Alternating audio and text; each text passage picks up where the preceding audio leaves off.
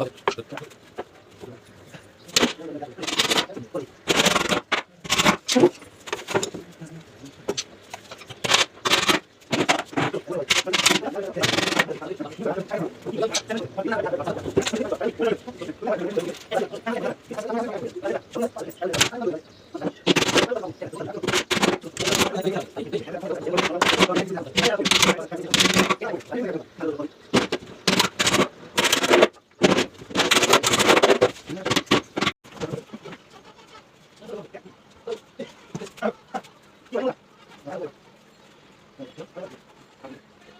दोस्तों, स्वागत है आप लोग को। अभी कंप्लीट हो गया, अभी पाला बाकी है दोस्तों।